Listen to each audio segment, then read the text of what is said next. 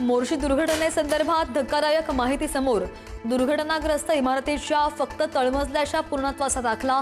महापालिकेच्या बांधकाम विभागानं दिलेला दाखला पुढारी न्यूजच्या हाती।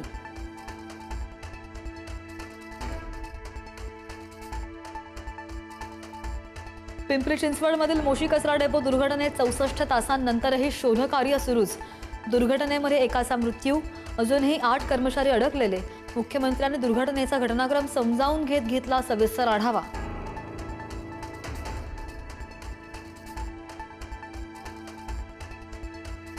दुर्घटनेतील कर्मचाऱ्यांचे नातेवाईक संतापले।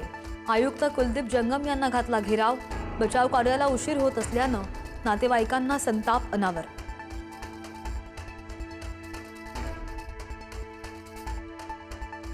महात्मा फुले जन आरोग्य योजनेतील घोटाळ्यावर सरकार ॲक्शन मोडवर।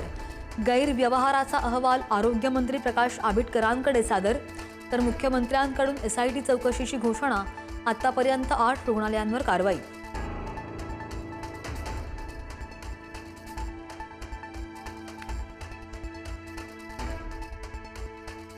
शेतकरी कर्जमाफीच्या नियम आणि अटींमध्ये मोठा बदल। 50,000 रुपयांऐवजी आता 2 लाख रुपयांपर्यंत कर्जमाफी मिळणार। 2026-27 ची अट काढून टाकली। मुख्यमंत्र्यांची विधानसभेत घोषणा।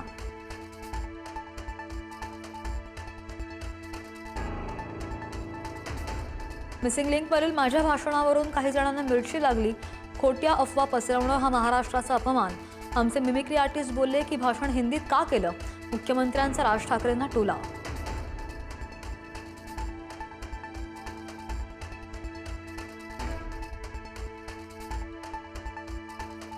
महिला डॉक्टर मारहाणी प्रकरणी नगरसेवक रमेश म्हात्रेला 3 दिवसांची पोलीस कोठडी। कल्याण न्यायालयानं 13 जुलैपर्यंत सुनावली पोलीस कोठडी। सोमवारी म्हात्रेला त्याच्या साथीदारांसह पुन्हा न्यायालयात हजर करणार।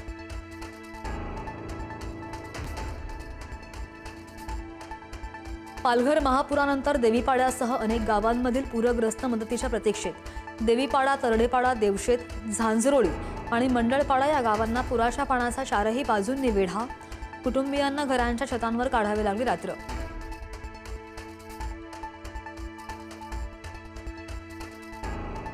दोन दिवसांच्या मुक्कामानंतर ज्ञानेश्वर महाराजांच्या पालखीचं पुण्यातून सासवडकडे प्रस्थान। पालखी आज अवघड दिवेघाट पार करणार, तर काल मुख्यमंत्र्यांनी घेतलं पालखीचं दर्शन।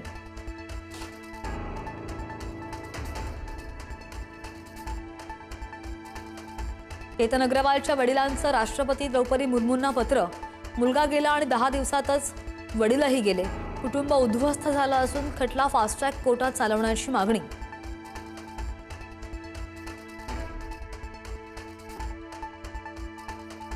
राम मंदिर देणगी अपहार प्रकरण आरोपींच्या नातेवाईकांची बँकेची खाती पोलिसांच्या रडारवर। 50हून अधिक खात्यांची चौकशी सुरू, तर देणगी मोजणाऱ्या 23 कर्मचाऱ्यांचं एकाच वेळी राजीनामे।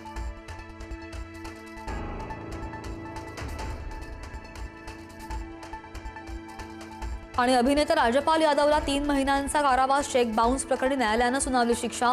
7 खटल्यांमध्ये राजपालला प्रत्येकी 3 महिन्यांच्या साध्या कारावासाची शिक्षा। प्रत्येक खटल्यात 1 कोटी रुपये भरण्याचे आदेश।